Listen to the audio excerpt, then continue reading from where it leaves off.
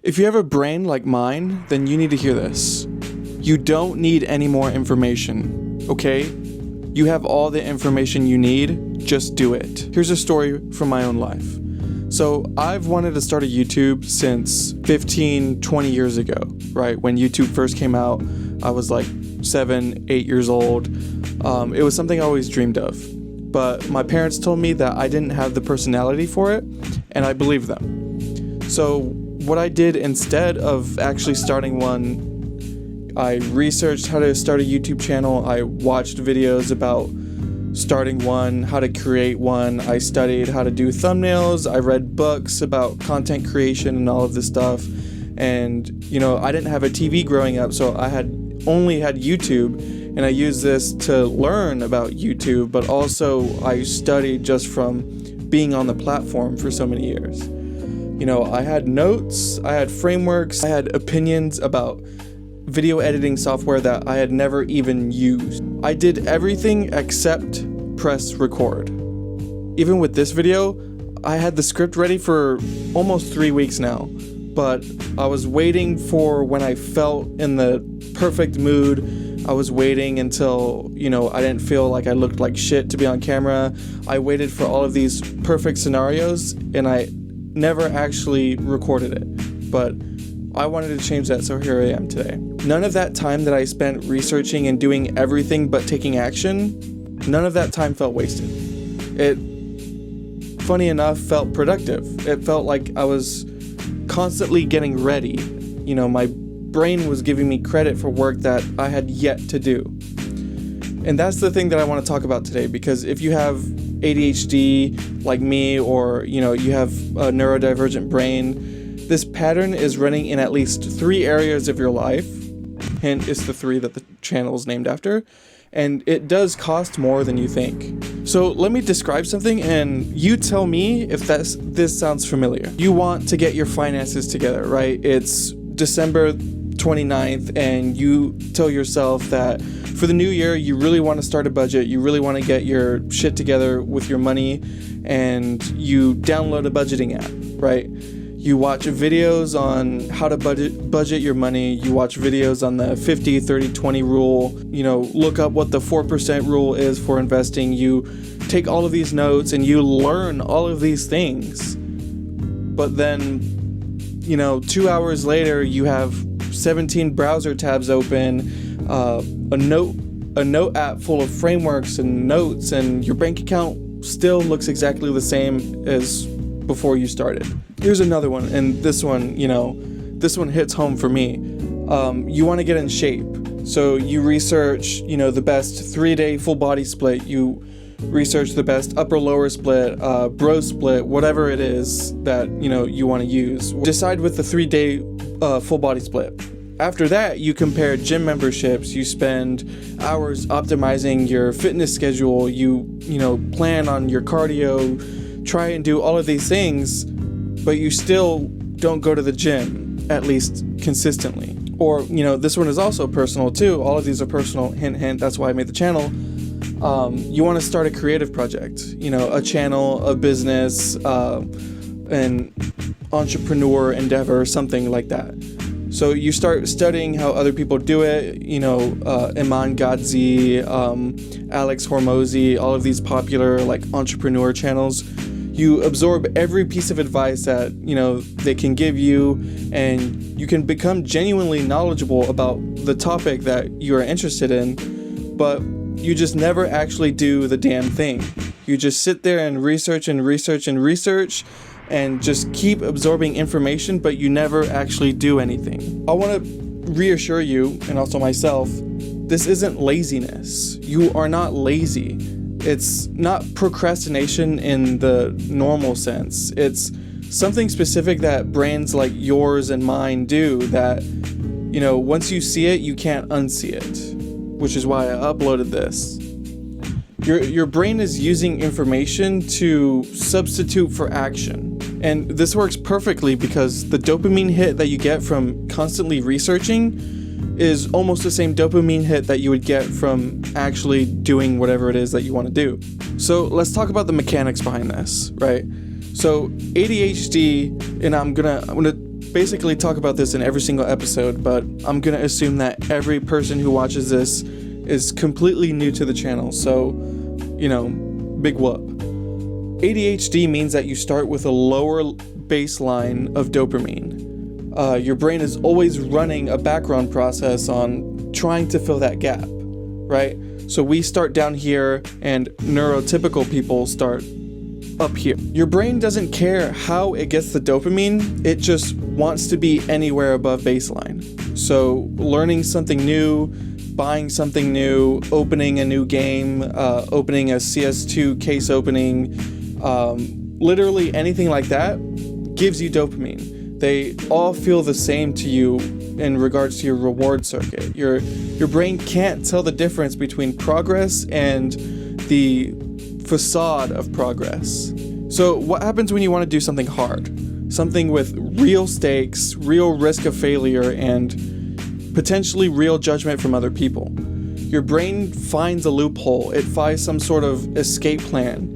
You research, planning, preparation, all of these things that are triggering the same dopamine hit, but instead you have zero risk because you're not actually doing the thing. Zero chance of failure, zero chance of someone telling you that this shit sucks ass. You get the dopamine without the exposure, and your brain thinks that it's a really good deal. The problem is that you can spend hours in this loop and end up exactly where you started because you never actually did the thing. You just have more knowledge, but the same life. And the crazy part is that I spent 20 years there and I didn't know that I was stuck. Everything that I was doing felt like progress. Every book, every video that I watched, every plan felt like I was one step closer to actually doing the thing, even though I wasn't. I was a little piggy on a treadmill with a hat with a carrot dangling on the end of it, just chasing endlessly, but never actually getting it. And this even affects gamers too, not just people with ADHD. Nobody over-researches more than gamers. Trust me, I'm one of those people. We watch for hours of tier list videos before we ever touch a new game. We theory craft builds and spreadsheets and look up damage numbers and optimal builds for everything before we even hit, the required level. We study the meta for a game that we haven't actually played yet, and we spend more hours on Reddit discussing strategy than, actually just opening the damn game and playing it. And look, some of that is fine. I believe it's part of gaming culture, but notice how fast that we drop the research when we're actually in game. Once the match starts, we play. We don't stop mid-fight to open up a wiki or anything like that, unless you're playing League and you have something like Porofessor or u.gg, but it's neither here nor there. We act and we adjust in real time. We can't just stop at every single moment and continue planning. The games give you no choice, basically. You have to play to progress. You can't just watch videos on how to play and expect to actually gain XP or any real attempt at, getting LP or RP or whatever. Real life doesn't have that same forced entry point, and ADHD brains like mine will stay in the research lobby forever if nothing actually makes them queue up. The other gaming thing worth naming, and something that I deal with a lot, and the thing that actually inspired this video, was ranked anxiety. A lot of people avoid ranked, for example, like in League of Legends, because losing has consequences. Your rank actually goes down, you get flamed and called so many different types of slurs in all chat. Normal games are safe. Ranked is real, so you play thousands of hours of ARAM before you even consider touching Summoner's Rift. God damn it, my camera died, so I have to hold it in my hand while I'm talking. But if I don't record this now, while I have the energy and the mindset to do so, it's never going to get recorded, so you're just going to have to deal with me like this. So, sorry. So, like I was saying, I played hundreds of games in ARAM. I was super scared of ranked, and it took me many years to even try and get my first real rank. And I was just so anxious about ranked because there's nothing could prepare you for actually playing the game. You can research what macro is. You can research, how to CS properly and what your character does and all of this, but it all doesn't really matter until you're actually in the game. And that's the point that I'm really trying to hammer home here. There's no amount of information in the world that can actually do the thing for you. You have to do it yourself. You don't need all the information. You can do it now. That's how I wanted to apply this subject to gaming. Endlessly practicing in a risk-free environment to avoid the mode where performance actually counts. That's something I'm guilty of, and I'm sure you are too. So let me connect this idea to the finance side now, because this is something that I've also have experience with. So how many people have read a personal finance book and then not changed a single thing about their money behavior? How many people know about compound interest and what it does, but you still have $0 in savings? How many people watched for hours of investing content and top ETFs to invest in for 2026, but you still don't have an IRA open? You don't have anything invested? Me. Raise his hand, both hands. See, the knowledge is there. You have the knowledge to do the thing. The action isn't, because your brain already got the dopamine from just learning about it, not doing it. In this case, the account is empty, but your notes app is full. And then here's where it gets expensive. Every month you spend researching on how to actually do things like investing and, putting a proper amount of money away into savings. All that time you spent actually researching and not actually doing those things is money left on the table, essentially. It's just opportunity cost. You spent a year just researching things on IRAs and whatnot. That's a year you went without earning any money from the stock market whatsoever. Granted, right now with oil, you're probably in the hole, but, whatever. Information has a cost. Not in money, but in the time that you spent acting on it. And for brains like yours and mine, where you don't really see the impact of that, and you spend a lot of time in the moment and you don't think about the future, that invisible cost never really registers until it's massive. So I'll be real with you for a second, right? Not like I haven't been doing it this whole time, but bear with me. I knew what an index fund was years before I bought one. I understood Roth IRA contribution limits and how they change every year, and I could explain tax loss harvesting and, backdoor Roth IRAs and all of these things. I haven't done any of it because understanding gave my brain enough dopamine and feelings and happy chemicals that, I felt like I never really needed to actually do it.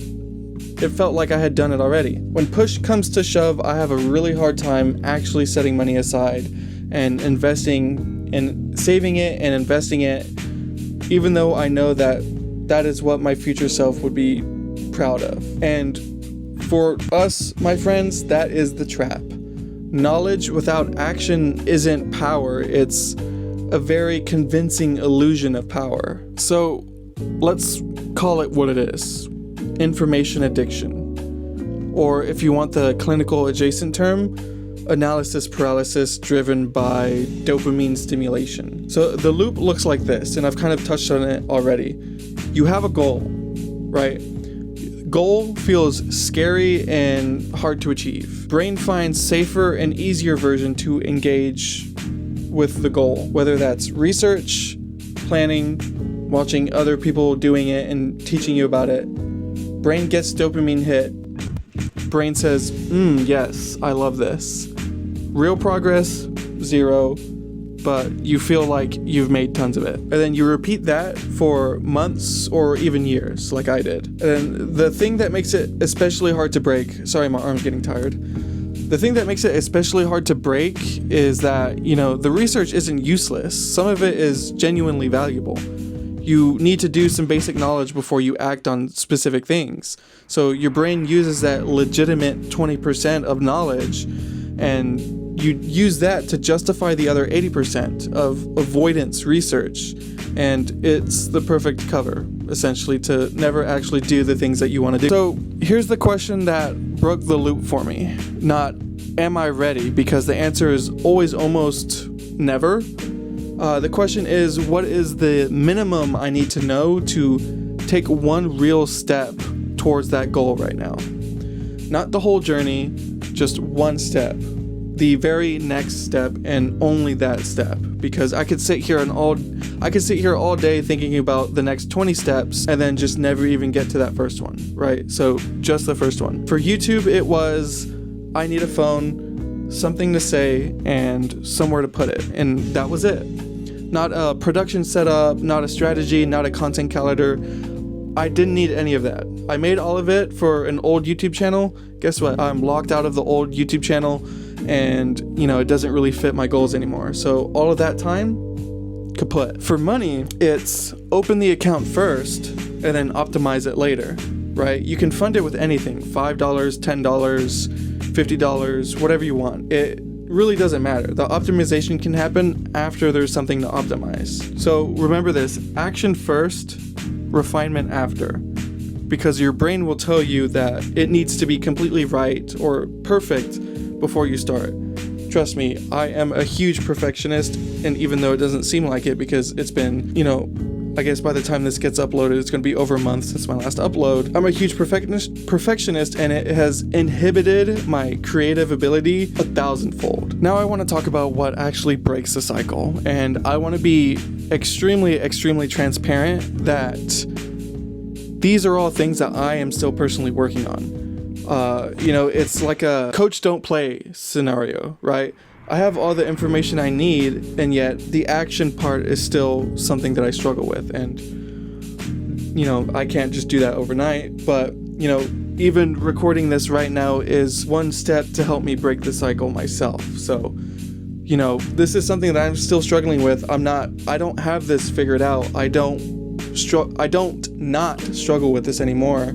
This is still very much a problem for me, but, I have ways that I know that I can break it. Just haven't really done it yet. Jesus Christ, my arm's getting tired. So first, you want to set a research limit before you start. Tell yourself I'm only allowed 30 minutes of research, and then from that research, I have to take one action. Just one. You don't need to have a whole plan or a framework or whatever built out. Just one action.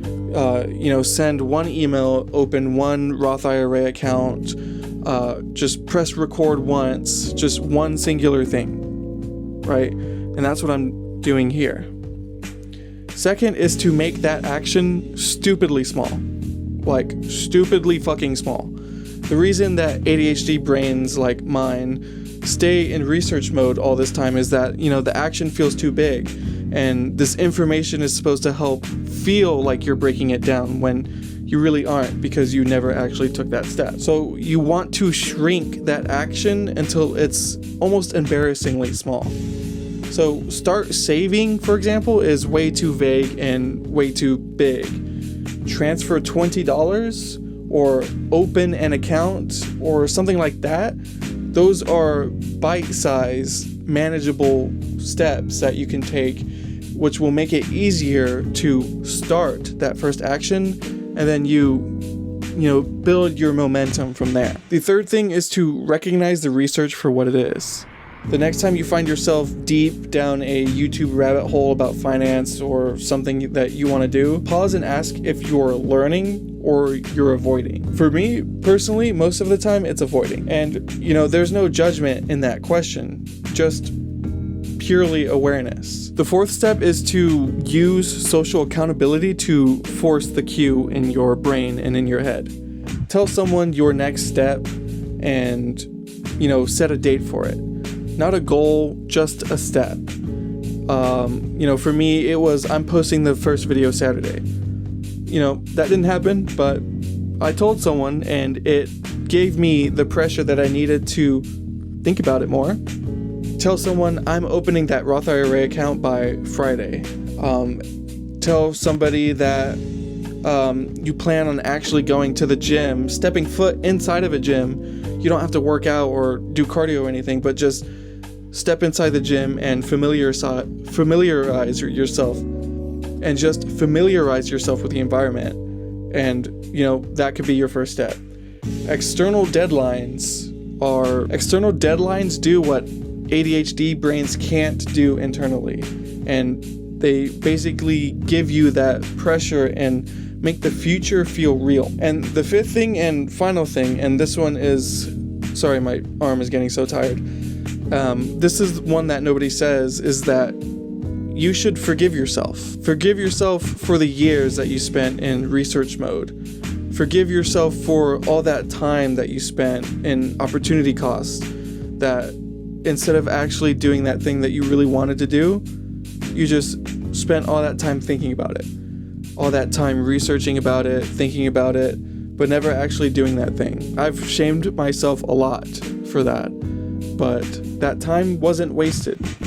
You know a lot, and the knowledge that you have now is real. Now your only thing left to do is to, let it get off the bench. I uploaded the first video to this channel a couple of weeks ago. Over maybe 2 months now at this point. 20 years of wanting to do this, and after all this time of thinking about doing it, and I uploaded the first video to this channel a couple of weeks ago. 20 years of wanting to do it and just thinking about it and consuming all of this information and just never doing it. And here's what I can tell you from the other side of that line. The research didn't make me ready. Pressing record and actually sitting down, setting up all of my lights, and maybe I should have charged my Pocket 3 before this, but all of that made me ready. All of that made me ready, not the research. There was no moment where I finally knew enough to press record.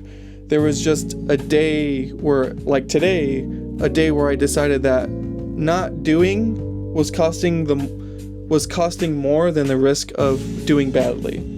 And, I'm filming something right now, and it's really bad.